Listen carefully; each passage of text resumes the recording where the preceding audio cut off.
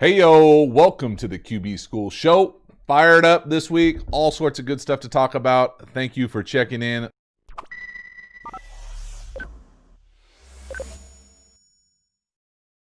Oh, that guy. That's a good question. Let's talk this. Hey, JT, how much does playing with gloves affect QBs, if at all? I love the fact that you used affect correctly. For me, the glove thing came kind of towards the end of my career. And for me, I always just never liked throwing a wet ball, especially in the league.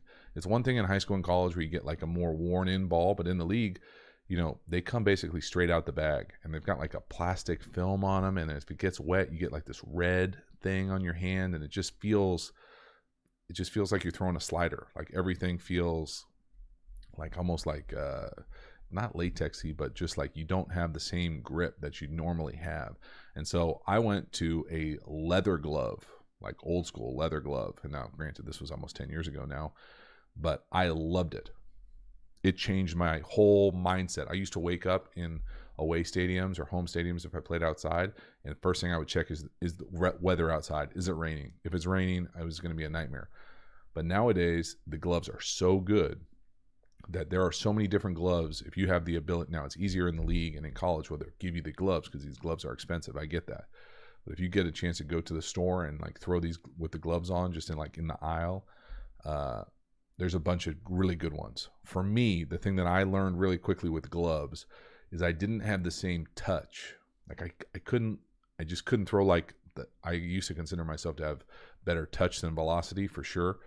And I just felt like it was always like, it felt like I was like kind of throwing it with a spoon. Like it just would come off my hand like a slider when I had any sort of touch. So in a rain game, I wanted everything to be like a drive throw, like throw it as hard as I can, like, you know, 3-wood off the tee type thing. And so, and I felt good with the gloves to be able to do that. And so it was just a work in progress for me. I really worked on it. And granted, you get a lot more time as a pro.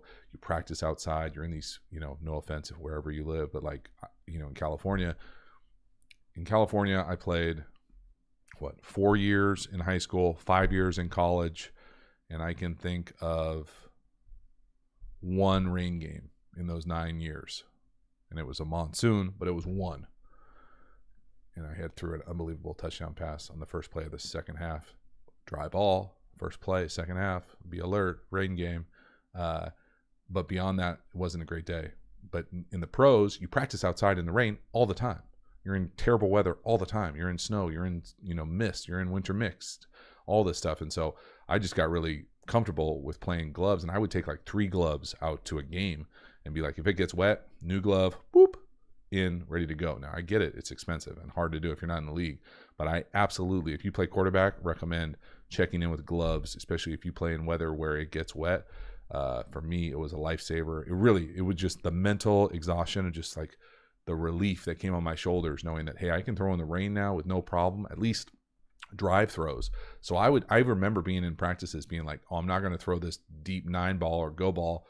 I'll just rip, you know, the number 2 or rip the check down because I knew I could put it firm as opposed to anything with any sort of touch, you know. So just that kind of change in the game for me was really important. But the gloves thing really helped, and highly recommend if you get an opportunity to get out there and at least try it. You know, for a long time I was super anti.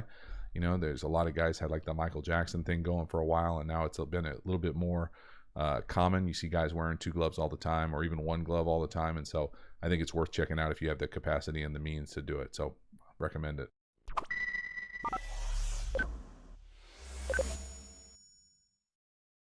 Thank you for checking out the course. Good moment right here. If you haven't and you are interested in RPOs, do me a favor. Boom, boom. Lots of content in the RPO course. Over 6 hours, 70 images. Basically, what I think is kind of a great pathway towards mastering RPOs on a bunch of different levels and ways to think about it. Do me a favor, please think about enrolling. Check it out. There's a couple free lessons over there.